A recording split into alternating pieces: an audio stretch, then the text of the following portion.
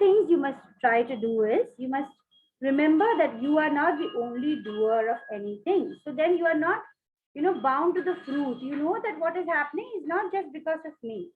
And second thing is, if you're able to see everyone equally, then what is a good thing that happens to you? You will get all these things, these qualities which I just told you in the previous Zoom session. Plus, what about others? In others, you will be able to feel true brotherhood. You will see yourself in everyone.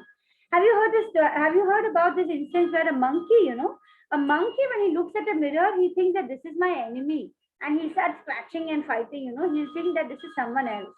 But when a human being who knows, looks at the mirror and knows, "Arey, ye to main hi hu. This is me," and he is not going to go and fight with the mirror that who is this, or he will not have any emotions towards the mirror because he knows this is me. Similarly, if you're able to see in everyone that God is there, and everyone is acting according, not themselves acting, but there are three doers, then you will be able to feel a brotherhood towards all. When you look at anybody, it will be as if you're looking at a mirror. You will see how you can see the Paramatma is in this girl, is in this boy. You'll be able to see yourself in everyone, and that makes you feel a real brotherhood.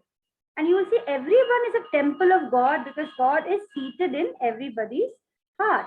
That's how you'll be able to, see all our sons of God, and you'll feel true brotherhood. Okay. Now, in this chapter, in this 27 and 28, the last three verses, that is the second last and third last verses, it tells us about little bit about Ashtanga Yoga, where he says, keep your eyes and vision concentrated on eyebrows and nose, and control your mind. And he's just giving a little bit peek into Ashtanga Yoga. And later we will see how, when he explains Ashtanga Yoga, what is Arjuna's reply. That is very important. Now let's see the last verse, which is the best verse of this chapter.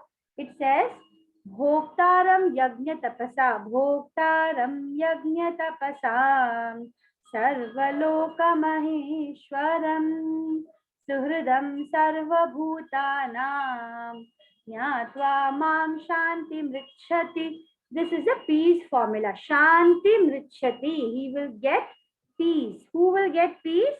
Bhokta, Nyatva. Nyatva means those who know, Mam, me. Those who know Krishna. How will they know Krishna? As a person, Bhoktaram Yajna Tapasa. He is a beneficiary of, Bhoktaram means beneficiary or enjoyer. Yajna Tapasa, of all the sacrifices and austerities.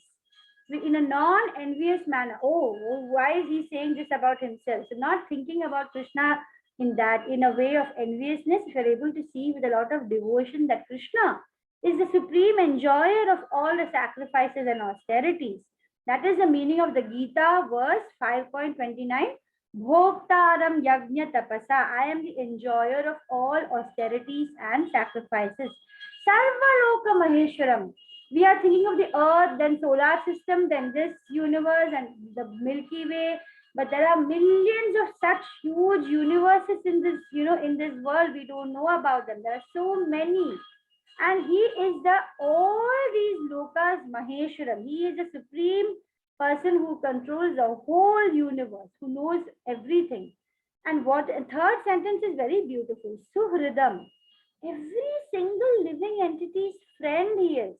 He's not only your friend, he's also your enemy's friend. He's also, every single living entity, Suhridam, he is well-wisher.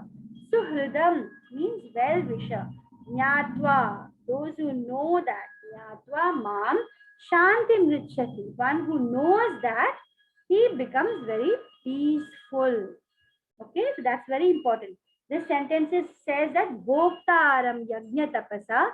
Krishna is a supreme enjoyer. So offer everything to Krishna. Then he says, Sarvaloka Maheshwaram. Krishna is the greatest. No one can be greater than him because he is the ruler of the whole universe. He is the supreme proprietor of all the planets and demigods.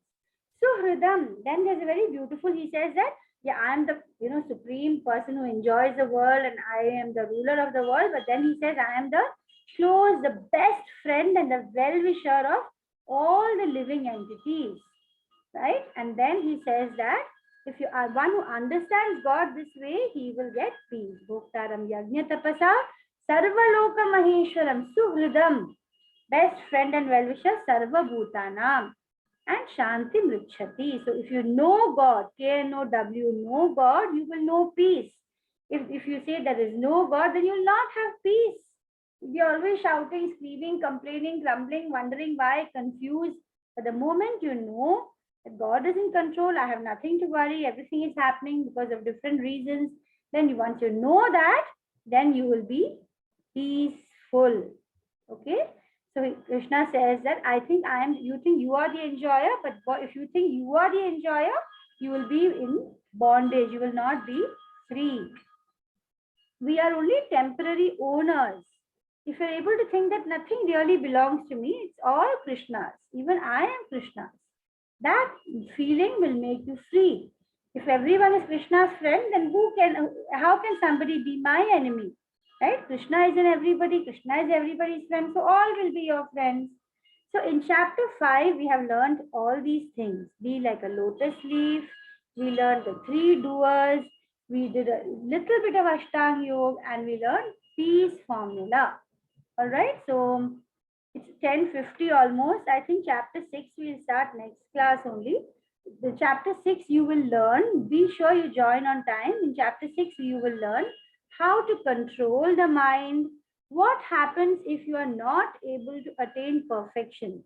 You're trying to get bhakti, you're trying to follow Gita, but what will happen if you can't do? You find it very difficult. And Krishna will say what will happen. And then Krishna will say in this chapter 6, which is the best yoga. There are so many types of yogas. Krishna will tell us which is the best yoga. All right. So we will start chapter 6 from next class about how your mind is actually your friend also, and it can be your enemy also. Krishna will give you a big lesson about how important it is to keep your mind in your control, and he will tell you how to control the mind. Okay. So Niranjana and Misha, thank you for being with me till the end. I think some of the mothers have lost connection. So join next class. I'm ending today's class here today a little early, 10 minutes early, because I'll start chapter 6 fresh in the next class. Okay. Hare Krishna. Any doubts you have, Niranjana and Misha? No, ma'am. No, Niranjana, you'll join next class also. We will just Yes, have ma'am. about a 50-minute class, but just listening and to Krishna's stories and reading a little Gita will help you, throughout your life. It will help you if you just listen with a little attention. Okay. So take care, both of you. Have a great week ahead and a great Sunday today. Hare Krishna. Hare Krishna, ma'am.